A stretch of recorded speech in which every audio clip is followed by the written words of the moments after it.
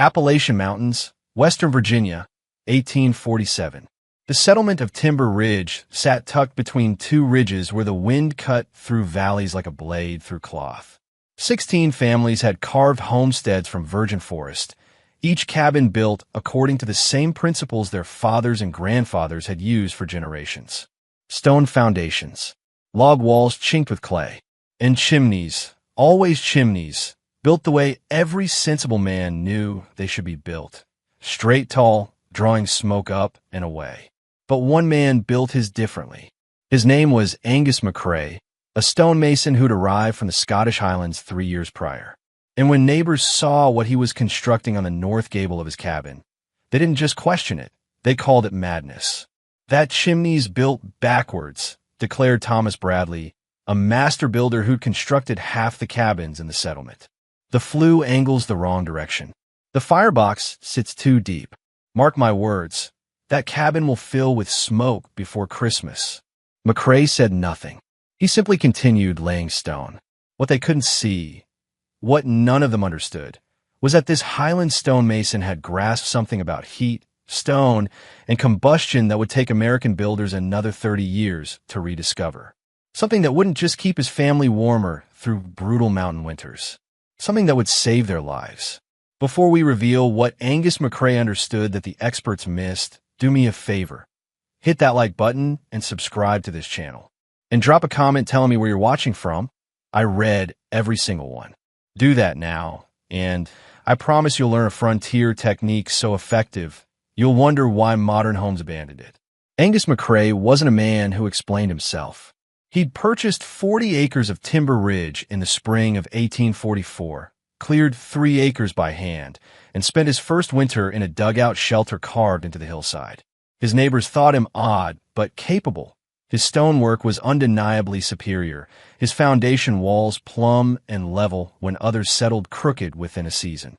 But when he began raising his chimney in the autumn of 1847, the settlement's opinion shifted from odd to alarmed. The chimney didn't rise straight from the firebox, as every proper chimney should. Instead, McCrae built the firebox extraordinarily deep, nearly 28 inches into the wall itself, and angled the flue at what appeared to be a backward slant.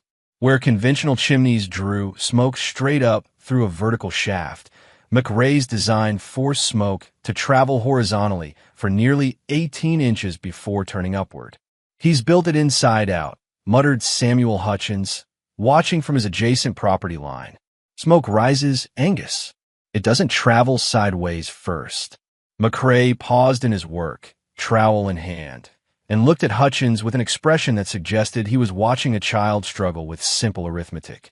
"Smoke rises when it's hot," McCrae said, his Highland burst still thick after 3 American winters. "But heat doesn't need to rise. Heat can stay."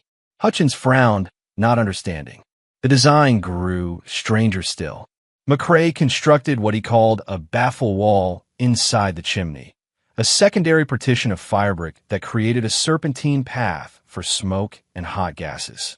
He embedded nearly 2,800 pounds of dense sandstone into the chimney mass, far more than structural necessity required. And most baffling of all, he built the external chimney stack at a 5-degree backward lean, tilting slightly toward the cabin rather than away from it. Thomas Bradley, the settlement's most respected builder, came to inspect the work in late October. He spent 20 minutes examining the stonework, running his hand along the joints, peering into the firebox. Finally, he stood and shook his head. "This is Highland ignorance, McCrae. I don't know how they build chimneys in Scotland, but in America, we build them to draw. Your flue path is too long, too angled. You'll have nothing but backdraft and smoke." "The stone will hold heat," McCrae replied quietly, continuing his work. "Stone doesn't hold heat long enough to matter," Bradley countered. "You've wasted materials and time building a chimney that'll smoke your family out before New Year." By November, the chimney was complete. It stood 16 feet tall, angled backward 5 degrees, built with a flue path that defied every principle of conventional draft. Neighbors passing McCrae's cabin shook their heads. Some made wagers on how soon he'd tear it down and rebuild properly. What none of them knew, what McCrae had learned in the stone cottages of the Scottish Highlands, was that the fastest draft isn't always the most efficient. That heat retention matters more than heat escape. That a chimney built for survival doesn't just remove smoke. It stores warmth. And in 3 months, that difference would become a matter of life and death. What Angus McCrae understood, what his critics dismissed as backwards Highland nonsense, was thermal mass. A conventional chimney, built in the American frontier style of 1847, prioritized one function: removing smoke as quickly as possible. The design was simple: a straight vertical shaft rising from shallow firebox, pulling combustion gases up and out through natural draft. Hot air rises, cold air falls. Build the chimney tall enough, keep the shaft straight enough, and physics handles the rest. Efficient? Yes, for smoke removal. Wasteful? Catastrophically so for heat retention. McCrae's design inverted the priority. Instead of rushing heat up and away, his chimney captured it, held it, and radiated it back into the living space for hours after the fire died. The mechanism was ingenious in its simplicity. First, the deep firebox, 28 inches into the wall thickness, created a combustion chamber surrounded on 3 sides by stone. Where a conventional shallow firebox lost 60 to 70% of its radiant heat straight up the flue, McCrae's design forced that heat to transfer into the surrounding sandstone mass before it could escape. Second, the horizontal run. By forcing hot gases to travel 18 inches horizontally before turning upward, McCrae created what modern engineers call increased contact time. Those gases, superheated to between 800 and 1,100 degrees Fahrenheit, had to scrub against firebrick baffles and sandstone walls for several seconds longer than in a straight-shot chimney. Every second meant more heat transferred from gas to stone. Third, the baffle wall itself. This internal partition created a serpentine path that doubled the interior surface area exposed to hot gases. Modern testing of similar designs shows this can increase heat transfer efficiency by 40 to 50% compared to straight-shaft chimneys.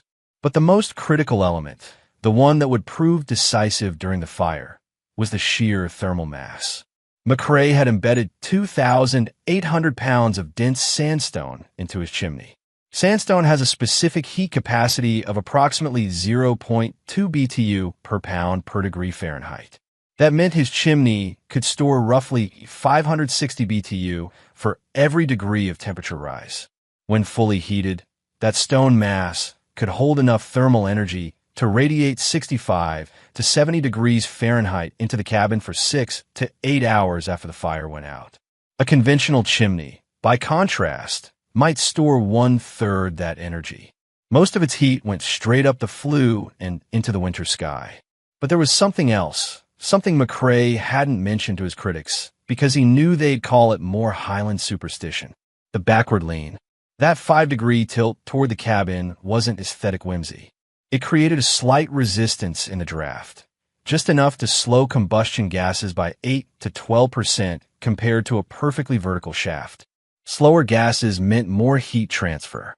But critically, it also meant lower peak temperatures inside the chimney structure itself. In a conventional chimney, temperatures could spike to 1,400 degrees or higher during intense fires, hot enough to crack mortar joints, ignite creosote buildup, and stress the stone to failure. McCrae's design, with its longer flue path and draft resistance, kept peak temperatures 200 to 300 degrees cooler while still maintaining adequate draft for complete combustion. Lower peak temperatures meant less thermal stress. Less stress meant fewer cracks. Fewer cracks meant longer life and, critically, lower fire risk. Thomas Bradley had called it wasteful. Samuel Hutchins had called it backwards. Neither man understood that McCrae had built a thermal battery disguised as a chimney, a system that would outperform their conventional designs by every meaningful measure: heat retention, fuel efficiency, structural longevity, and, as they would soon discover, fire safety. The mathematics were elegant. The physics were sound. The engineering was centuries old, proven in Highland cottages where winter winds made waste intolerable. But in Timber Ridge, Virginia, in 1847 it looked like madness. At least until the cold came. December arrived with unusual mercy. Temperatures dropped, but not severely. Daytime highs in the mid-30s, nighttime lows around 20 degrees Fahrenheit. Enough to test every cabin's heating system, but not enough to kill. Angus McRae's chimney performed exactly as he designed it to. He burned a moderate fire each morning, oak and hickory, properly seasoned, and let it die to coals by mid-afternoon. The stone mass absorbed the heat, stored it, and radiated it back into the single-room cabin through the evening and night. By dawn, the interior temperature rarely dropped below 55 degrees, even when outside temperatures hit 18. His neighbors, by contrast, kept fires burning round the clock. Thomas Bradley's cabin, with its conventional straight-shaft chimney, required feeding every 3 to 4 hours to maintain livable warmth. Samuel Hutchins rose twice each night to add wood. The Carver family, in the cabin nearest the ridgeline, burned through their woodpile at such a rate that young Joseph Carver spent entire days splitting and hauling just to keep pace. By Christmas, the difference was measurable. McRae had consumed approximately 40% less firewood than his nearest neighbor. His cabin maintained more consistent temperatures, and, though no one mentioned it aloud yet, his family looked less haggard, less exhausted by the constant labor of winter survival. "How's that backwards chimney working, Angus?" Bradley asked one Sunday after service, his tone carrying just enough edge to avoid outright mockery. "It works," McRae replied. "Still smoking you out?" "Never did." Bradley nodded slowly, reassessing. The design was strange, certainly. Unconventional, absolutely. But it worked. Even he couldn't deny that. January brought harder cold. On the 8th, temperatures plunged to 12 below zero, the coldest night anyone in the settlement could remember. Every family doubled their fire efforts. Cabins glowed orange from firelight. Smoke poured from chimneys like forged stacks. McRae burned a larger fire that day, starting at dawn and feeding it until early evening. By 9 p.m., he let die to coals. The sandstone mass, heated throughout the day, radiated warmth through the night. When he woke at dawn, the interior temperature was 58 degrees. His water bucket, left beside the hearth, hadn't frozen. 3 cabins south, the Hutchins family woke to ice in their water bucket despite burning wood all night. But it was the Carver cabin, the one on the exposed ridgeline, where the real difference showed. James Carver had pushed his fire hard all day, trying to fight back the brutal cold. His conventional chimney, built tall and straight for maximum draft, pulled heat up and out with ruthless efficiency. By midnight, despite burning wood at double his normal rate, the cabin temperature hovered barely above freezing. At 2 a.m., desperate and exhausted, Carver loaded the firebox with 4 large logs and closed the damper partially to slow the burn. It was a common technique: reduce airflow, stretch the fuel, try to sleep. It was also exactly the wrong decision. With reduced airflow, combustion became incomplete. Temperatures inside the firebox spiked erratically. Creosote deposits in the chimney, accumulated over weeks of hard burning, began to heat. And in the straight, tall shaft of Carver's conventional chimney, with its excellent draft and minimal thermal mass, temperatures climbed rapidly toward the ignition point. At 3:17 a.m., James Carver woke to a sound like distant thunder. His chimney was on fire. If you're finding this story as gripping as I am, hit that like button right now and subscribe, because what happens next proves exactly why Angus McRae's backward design wasn't just smarter. It was safer, and I'll explain the exact physics in the next chapter. Don't miss it. The sound of a chimney fire is unmistakable. It begins as a low rumble, almost subsonic, as superheated gases accelerate through the flue. Then comes the roar, a freight train rush of combustion as creosote deposits ignite in a chain reaction, burning at temperatures that can reach 2,000 degrees Fahrenheit or higher. James Carver bolted upright in his bed, heart hammering. The sound came from inside the walls. His chimney, 16 feet of stacked stone running up through the center of his cabin, was roaring like a forged bellows. Orange light flickered through cracks in the mortar. The stone itself was heating, radiating intensity that made the air shimmer. "Out!" Carver shouted to his wife and 3 children. "Everyone out! Now!" They ran into the January night in their bedclothes. 12 degrees below zero, no time for coats or boots. Behind them, the cabin glowed from within as the chimney fire reached peak intensity.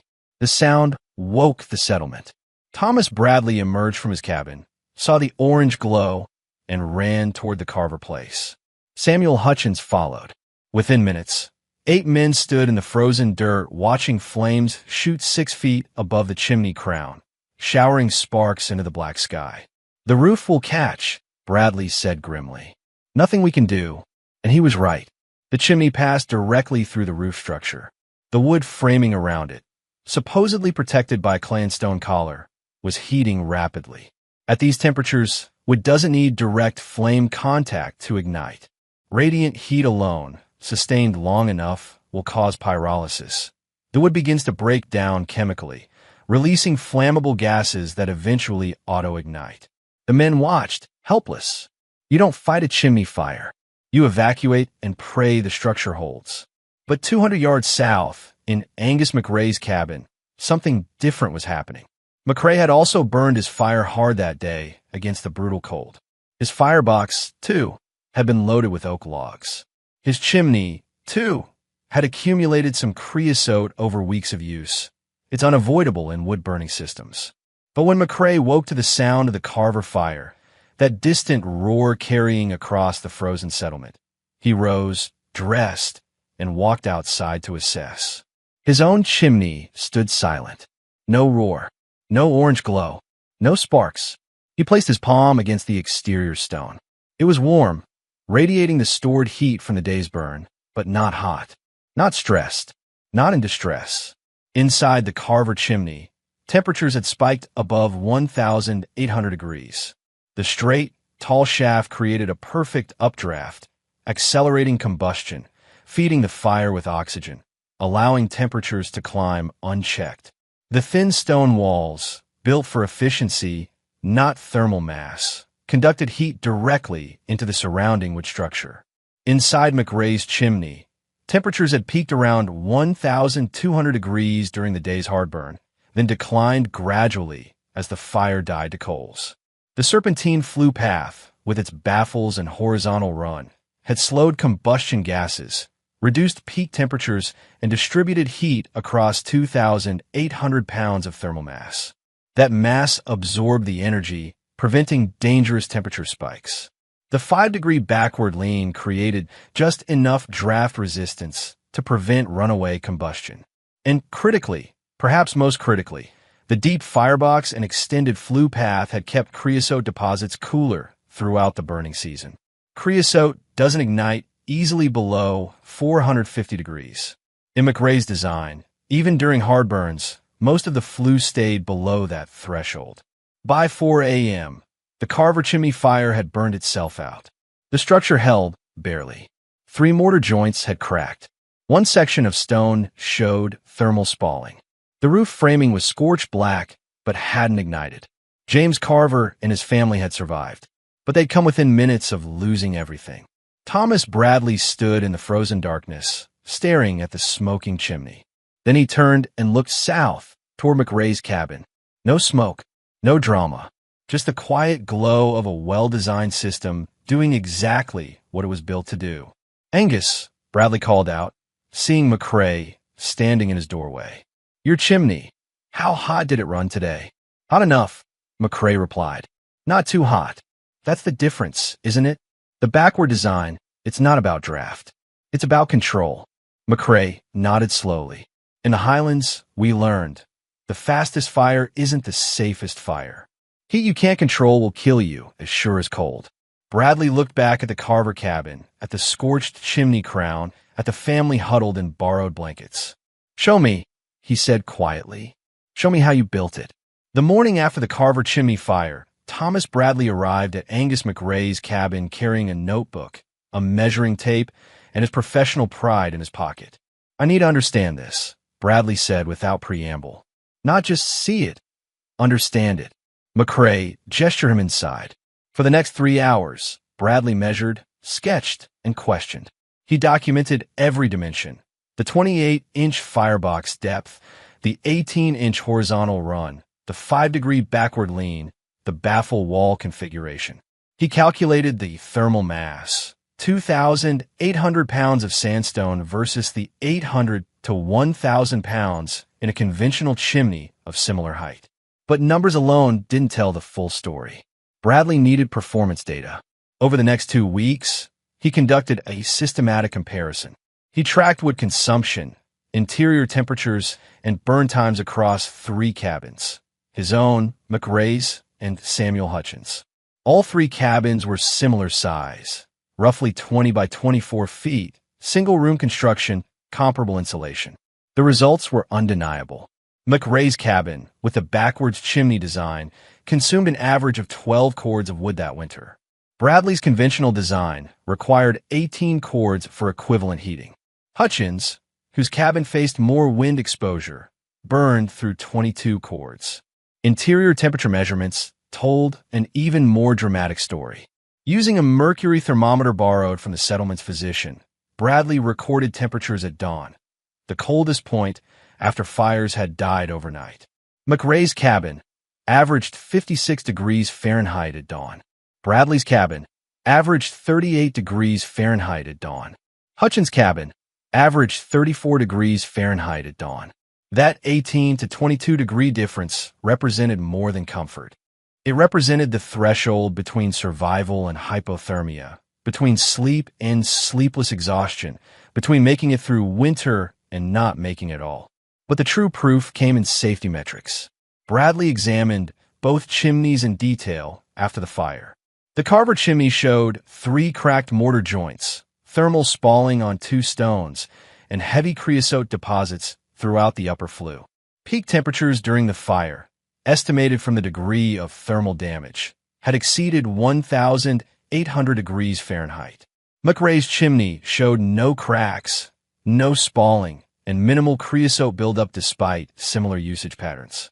The thermal mass had distributed heat so effectively that no single point in the structure had experienced dangerous stress. The serpentine flue path had kept combustion gases cooler, preventing the rapid temperature spikes that lead to chimney fires.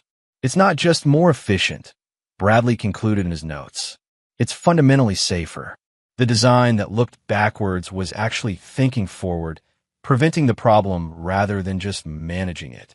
By late February 1848, word of McRae's design had spread beyond Timber Ridge. A traveling preacher mentioned it in the next settlement over. A trader carried the story to Staunton. By spring thaw, Bradley had received inquiries from builders in 3 counties asking about the Highland chimney or the backwards draft system, or, as one letter called it, that Scotsman's upside-down firebox that supposedly can't catch fire. The social validation came in the most tangible form: replication. In April, Thomas Bradley rebuilt his own chimney using McRae's principles. He adjusted the proportions slightly, reducing the backward lean to 3 degrees, increasing the baffle wall thickness, but the core design remained faithful to the Highland model. By autumn of 1848, for more cabins in Timber Ridge had incorporated the design. By the winter of 1849, that number had grown to 11. Within 3 years, 17 cabins within a 50-mile radius had adopted some version of McRae's backwards chimney. Samuel Hutchins, who'd been among the first to call it madness, rebuilt his chimney in the spring of 1849. When asked why, his answer was simple: because I'm tired of freezing and I'm tired of burning wood like a damn fool. The Carver family, who'd nearly lost everything to the chimney fire, approached McRae in March of 1848 with a request. Would he rebuild their chimney using his design? McRae quoted them a price: 2 cords of oak, properly seasoned, and a side of venison. The work took 11 days. When it was complete, James Carver stood back and looked at the structure: the deep firebox, the angled flue, the slight backward lean. It still looked wrong to his eye, tilted when it should be straight, complex when it should be simple. But he learned something that winter night, standing in the frozen darkness watching his chimney burn. Sometimes what looks wrong is the only thing that's right. "Will it last?" Carver asked. "Longer than you will," McCrae replied. And he wasn't exaggerating. Properly built, with quality stone and sound mortar, the increased thermal mass and reduced thermal stress meant the design could last 80 to 100 years with minimal maintenance. Nearly twice the lifespan of conventional chimneys that cracked and spalled under repeated thermal cycling. By 1850, the backwards chimney had become common enough in Western Virginia that it stopped being called backwards. Builders simply called it the Highland method or the thermal mass design. New settlers arriving in the region learned to build it from the start. The technique became regional knowledge, passed from mason to apprentice, refined and adapted to local materials and conditions. Thomas Bradley, in a letter to a fellow builder in 1851, wrote, "I spent 20 years building chimneys the way my father taught me, and I built them well by the standards I knew. But McCrae showed me that the standards I knew were incomplete. His design doesn't just work better, it works right. And the difference between better and right, I've learned, is the difference between surviving winter and thriving through it." The numbers supported Bradley's conversion. Cabins with thermal mass chimneys used 30 to 45% less firewood, maintained interior temperatures 15 to 25 degrees warmer overnight, and experienced virtually zero chimney fires over a 10-year tracking period. Conventional chimneys in the same region averaged one serious fire event per 40 cabin years of use. Angus McCrae never sought recognition for his design. He didn't publish papers or seek patents. He simply built chimneys for anyone who asked, taught anyone who wanted to learn, and spent his winters warm while using half the wood his neighbors once burned. He died in 1873 at age 68 in the cabin he built in 1847. The chimney he'd constructed that autumn, the one they called crazy, backwards, doomed to fail, was still standing, still functioning, still radiating heat from stone that had absorbed and released warmth for 26 winters. It would stand for 60 more. The backwards chimney that saved Timber Ridge didn't stay in Timber Ridge. By the 1860s, variations of McCrae's thermal mass design had spread throughout the Appalachian Mountain regions. German settlers in Pennsylvania adapted it, adding their own innovations with brick baffles. Scandinavian immigrants in Wisconsin recognized the principles from their own masonry stove traditions and integrated the concepts into their homesteads. The design evolved, diversified, and improved. Some builders increased the thermal mass to 4,000 pounds or more, creating systems that could hold heat for 12 to 14 hours. Others experimented with different stone types: soapstone, limestone, granite, each with unique thermal properties. The fundamental principle remained constant: capture heat, store it, release it slowly. But something strange happened in the late 19th and early 20th centuries. As America industrialized, as coal became cheap and abundant, as cast iron stoves replaced stone fireplaces, the old knowledge began to fade. The backwards chimney, which had saved countless families from freezing and fire, became a relic. Modern builders called it inefficient, primitive, outdated. They were measuring efficiency by the wrong metric. A cast iron stove might burn fuel more completely, might generate more BTUs per pound of wood, but it couldn't store heat. It couldn't radiate warmth through the night. It couldn't prevent chimney fires through intelligent thermal management. By 1920, virtually no one in America built chimneys using McCrae's principles. The knowledge survived only in scattered rural communities, passed down through families who still heated with wood, who still remembered what worked when it mattered. Then, in the 1970s, something remarkable happened: rediscovery. The energy crisis forced Americans to reconsider wood heat. Engineers began studying traditional designs, seeking efficiency improvements. And they found, in old structures throughout Appalachia and the rural Northeast, chimneys that performed inexplicably well, using less fuel, lasting longer, maintaining safer operation. When they measured these chimneys, when they analyzed their thermal properties, they were rediscovering principles that Angus McCrae had understood in 1847. Modern rocket mass heaters and thermal mass fireplaces use the same core concepts: extended flue paths, baffle systems, massive stone or masonry cores that store and radiate heat. Contemporary designers present these as innovative solutions to energy efficiency. They're not innovations. They're remembering. In 2003, a building historian named Dr. Patricia Meadows conducted a survey of pre-1900 structures in Western Virginia. She documented 43 examples of thermal mass chimneys still standing, still functional. Several were still in active use. The oldest, a chimney built in 1851 using McRae's methods, had operated continuously for 152 years with only minor repointing of mortar joints. Dr. Meadows' report included a notable conclusion. These structures represent not primitive technology, but sophisticated engineering.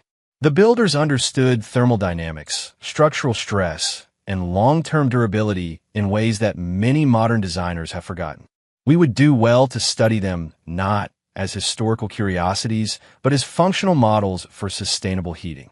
The McRae cabin itself stood until 1932, when it was finally demolished to make way for a state highway. The chimney, the backwards, crazy, impossible chimney that neighbors had mocked in 1847, was the last part to come down. It took a sledgehammer crew most of the day to break apart the sandstone mass.